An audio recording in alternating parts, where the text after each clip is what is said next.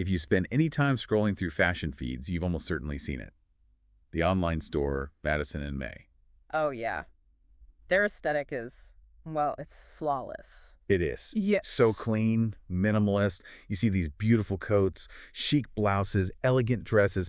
The whole presentation just screams premium boutique. It absolutely does. But, in this world of fast online retail, you have to ask the question, does the reality actually match that high-gloss package?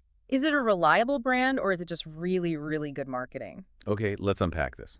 So our mission today is pretty simple. We're just comparing the marketing promise to the actual consumer outcome. Looking for transparency. Exactly. We want to understand the real risk level here based on what customers are actually experiencing. And of course, a quick disclaimer, this is just educational commentary to help you be a savvier shopper. It's not shopping advice. So let's start with their strategy, which really begins with building trust. The minute you visit their site, you see professional models, high-res photos. A very organized visual flow. And it works. It totally works. It establishes this perceived quality, like it's a high street designer brand that just happens to be online. They have absolutely mastered the visual side of things needed to grab your attention. But here's the thing.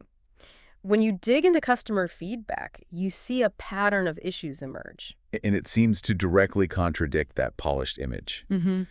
Here's where it gets really interesting, because we're moving from the photos to the supply chain. Are these just random complaints, or is there a bigger strategy at play? Oh, they are definitely connected. We found three consistent areas of friction that shoppers report over and over. Yeah. First, there's shipping.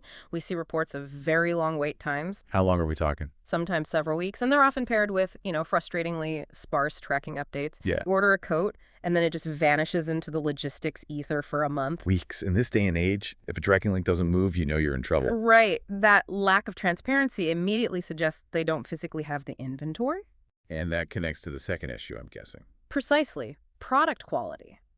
Many customers claim the item they received did not align with the professional photos on the website. In what way? They'll describe fabrics as being thinner, or maybe the color is significantly different than what was advertised. So the visual promise is built on these perfect stock images, Yeah. but when the item finally shows up, the quality control just isn't there. That's a huge disconnect. A huge disconnect. And the third symptom kind of seals the deal.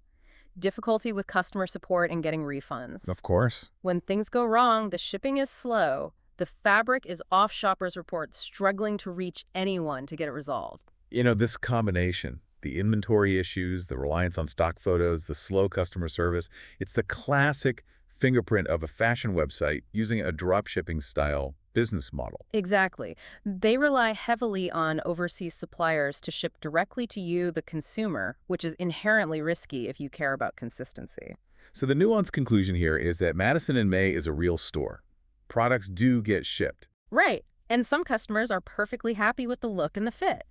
However, for you, as the consumer, this brand carries a high risk of inconsistency. It is far from reliable. Especially if your priority is, say, quick delivery or quality that perfectly matches those premium photos. Exactly. So what does this all mean for your next online purchase? I mean, while Madison and Mae is great at building that initial trust with marketing, our deep dive really highlights this huge operational gap. And that gap increases your personal risk of delays and, quality issues. So if we connect this to the bigger picture, it gives you crucial knowledge for basically any online shopping you do. It does. The next time you're scrolling and you see a slick new brand, learning to spot these operational red flags, the sparse tracking, the reports of fabric differences, the difficult support, it can save you a lot of time and frustration. It makes you ask that one critical question. What part of the supply chain does this brand actually control, and what part do they outsource? Because that is where the quality lives or dies.